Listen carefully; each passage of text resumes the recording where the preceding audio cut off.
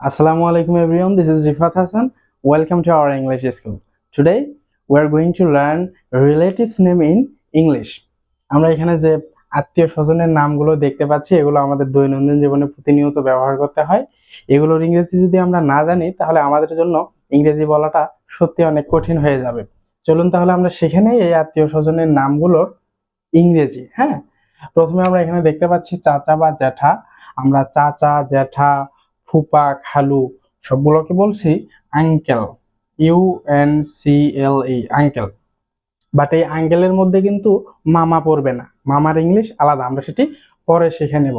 তারপর রয়েছে চাচাতো, মামাতো, ফুপাতো বা খালাতো ভাই বোন যারা রয়েছে, আমরা ভাই বোনদেরকে বলছি কাজিন, COUSIN, কাজিন। তারপর আমরা দেখতে পাচ্ছি দাদা বা নানা। দাদা নানা উভয়কে কিন্তু আমরা বলছি গ্র্যান্ডফাদার, GRANDFATHER, গ্র্যান্ডফাদার।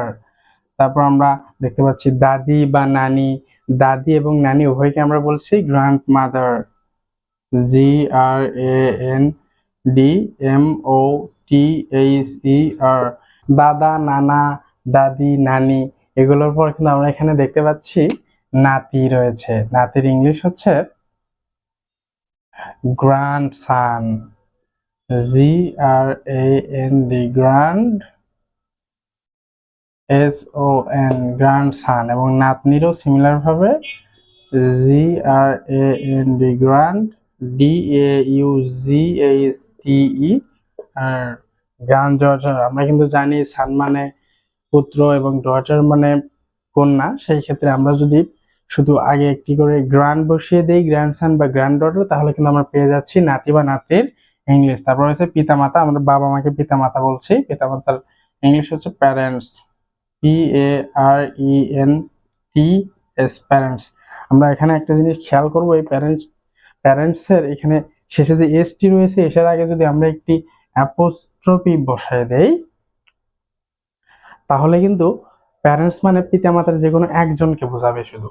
এবং অ্যাপোস্ট্রফি যদি আমরা না দেই, এটা যদি আমরা এই পাশে বসিয়ে দেই তাহলে প্যারেন্টস এর দুজনকেই বোঝাবে, বাবা মা দুজনকেই বোঝাবে। তারপরে হচ্ছে আত্মীয়। এই যে সম্পর্কগুলো, এই সম্পর্কগুলোকে আমরা একত্রিত বলছি আত্মীয় স্বজন বা আত্মীয়। আত্মীয়র ইংলিশ হচ্ছে রিলেটিভস, RELATIVES, রিলেটিভস। রিলেটিভসকে আমরা বলছি আত্মীয়। দেন তারপর আমাদের যেটা রয়েছে সেটা হচ্ছে চাচি, ফুপু। জায়গা স্বল্পতার জন্য আমরা এখানে লিখতে পারিনি বেশি। চাচি, ফুপু, খালা, হ্যাঁ, মামি বাদে, মামির ইংলিশ আলাদা আছে। চাচি, ফুপু, খালা এগুলোকে আমরা একসাথে বলছি আন্ট, AUNT, আন্ট। চাচির ইংলিশও আন্ট হবে, ফুপুর ইংলিশও আন্ট, খালাকেও আমরা আন্ট বলতে পারি। And the next one is শাশুড়ি। শ্বশুর শাশুড়ির ইংলিশ চলে আসছে, আমরা শাশুড়ি এবং শ্বশুর ইংলিশ শিখবো এখন। শাশুড়ির ইংলিশ হচ্ছে mother in law, MOTHER, mother in LAW, mother in law. তারপর যেটি রয়েছে সেটি হচ্ছে শ্বশুর। শ্বশুরের ইংলিশ হচ্ছে কিন্তু father in law, FATHER, father in LAW। So আমাদের ফার্স্ট কলাম কমপ্লিট। সেকেন্ড কলামে আমরা প্রথমে দেখতে পাচ্ছি শালা। হ্যাঁ, ওয়াইফের কোনো ছোট ভাই থাকলে তাকে আমরা শালা বলছি। শালাকে বলা হচ্ছে brother in law, BROTHER, brother in LAW। এবং এই ক্ষেত্রে শালির ইংলিশ হচ্ছে sister in law, SISTER, sister in LAW। আমরা এখানে খেয়াল রাখবো আমাদের শ্বশুর বাড়ির সাইড, হ্যাঁ, মানে শ্বশুর, শাশুড়ি, শালা, শালি এগুলোর শেষে কিন্তু শুধু একটি করে ইন ল হচ্ছে। দেখেন, শাশুড়ি আমরা জানি মায়ের ইংলিশ মাদার, সেখানে মাদারের সাথে মাদার ইন ল বসিয়ে দিলে আমরা পাচ্ছি শাশুড়ির ইংলিশ। আমরা জানি বাবার ইংলিশ ফাদার, ফাদারের সাথে ইন ল দিলেই শ্বশুর হয়ে যাচ্ছে। সিমিলার এখানে শালা এবং শালের ক্ষেত্রেও। আমরা এভাবে এই জিনিসগুলো মনে রাখবো। তারপর হচ্ছে পালক পুত্র। আমাদের কারো যদি সন্তান না থাকে সেই ক্ষেত্রে অন্যের সন্তান নিয়ে যদি লালন পালন করে তাকে আমরা বলছি পালক পুত্র। অন্যের ছেলে নিয়ে লালন পালন করলে পালক পুত্র ইংলিশ হচ্ছে অ্যাডপ্টেড সান, ADOPTED, অ্যাডপ্টেড SON সান। আমরা জানি অ্যাডপ্ট মানে হচ্ছে দত্তক নেওয়া, সেখান থেকে অ্যাডপ্টেড সান, এবং কন্যার ক্ষেত্রে similarly ADOPTED adopted daughter, DAUGHTER adopted daughter. And তারপর এখানে যেটি রয়েছে সেটি হচ্ছে সৎ ভাই। সৎ ভাইকে আমরা বলছি স্টেপ ব্রাদার, STEPBROTHE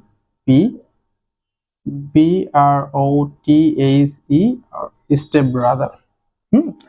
আমরা কিন্তু সৎ বাবা, সৎ মা সবগুলোকে দিয়ে শুধু আগে একটি করে স্টেপ বসায় দিতে পারি। যেমন আমরা যদি বলতে চাই সৎ বাবা তাহলে স্টেপ ফাদার, যদি আবার বলতে চাই সৎ মা তাহলে বলতে পারি স্টেপ মাদার। হ্যাঁ, ভেরি ইজি।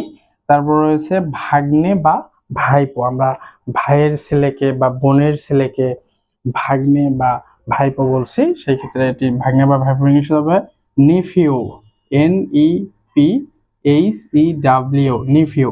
এবং ভাই বা বোনের, বিশেষ করে ভাগ্নি বোনের মেয়েকে এবং ভাইঝি ভাইয়ের মেয়েকে আমরা বলছি ভাইঝি। সো এটি ইংলিশ হবে নিস,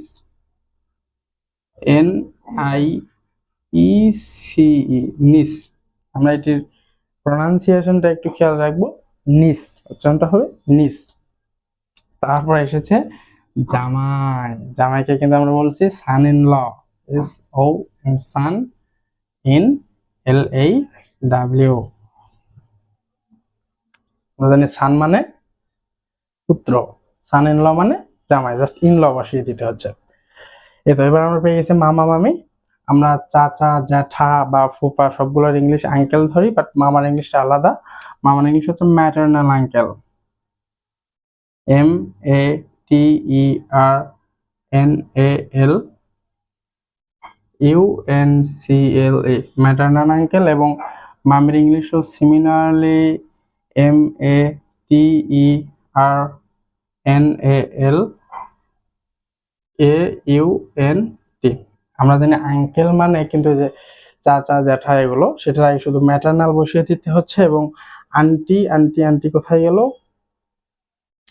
আন্টির ইংলিশ কিন্তু আন্ট। হ্যাঁ, সেই আন্টির আগে শুধু ম্যাটারনাল বসিয়ে দিতে হচ্ছে। এই তো আন্ট, আন্টের আগে ম্যাটারনাল বসিয়ে দিতে হচ্ছে, তাহলে আমরা পেয়ে যাচ্ছি মামের ইংলিশ। তারপর রয়েছে অর্ধাঙ্গিনী।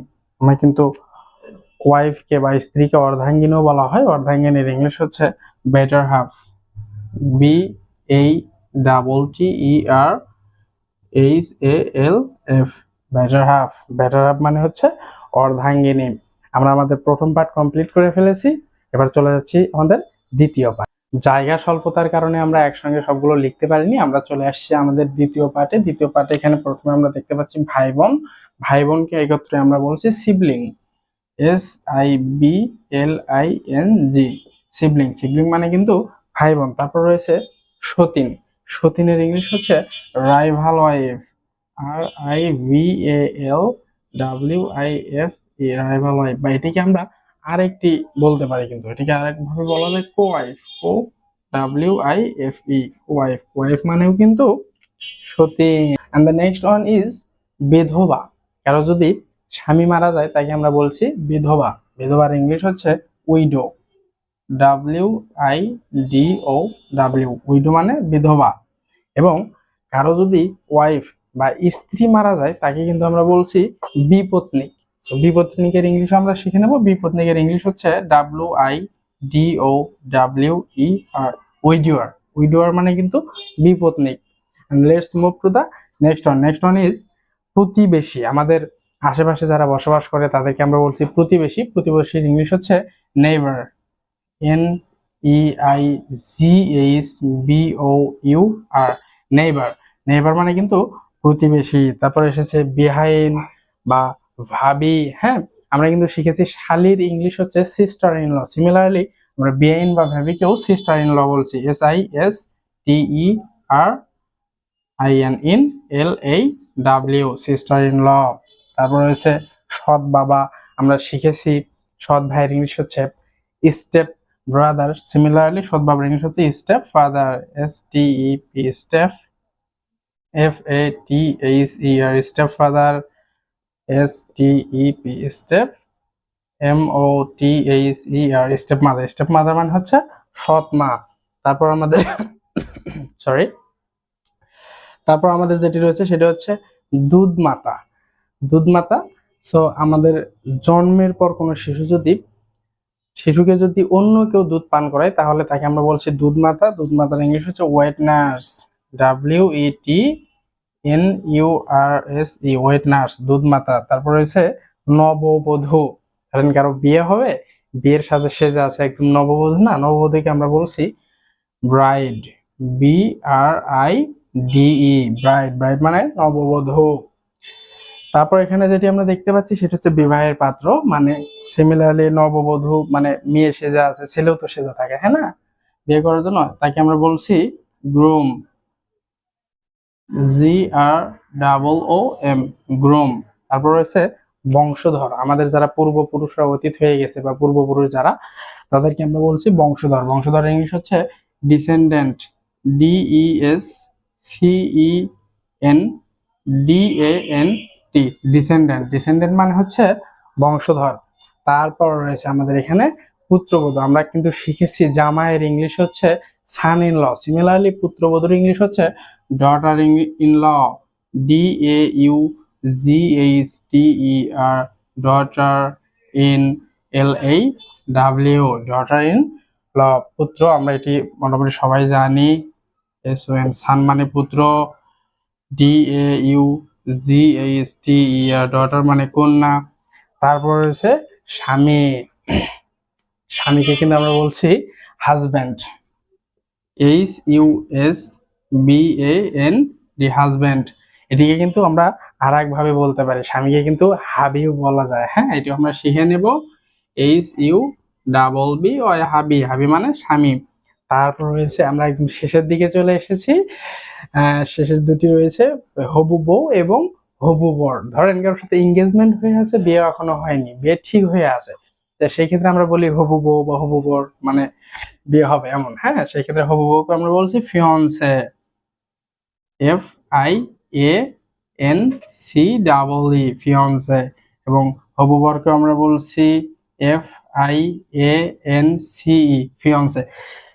উচ্চারণ দুটি সিমিলার হবে, বাট এখানে একটা জিনিস খেয়াল রাখবেন, হবু বউয়ের ক্ষেত্রে ডাবল ই হয়েছে এবং হবু বরের ক্ষেত্রে শুধু ই হয়েছে, ফিয়ন্সে, হবু বর বা হবু বউ। সো আশা করছি আমরা ক্লাসটি থেকে নতুন কিছু ওয়ার্ড শিখতে পেরেছি। এগুলো আমাদের দৈনন্দিন জীবনে প্রতিনিয়ত ব্যবহার করতে হয়, ইংরেজিতে কথা বলতে গেলে এগুলো আমাদের অত্যন্ত প্রয়োজন।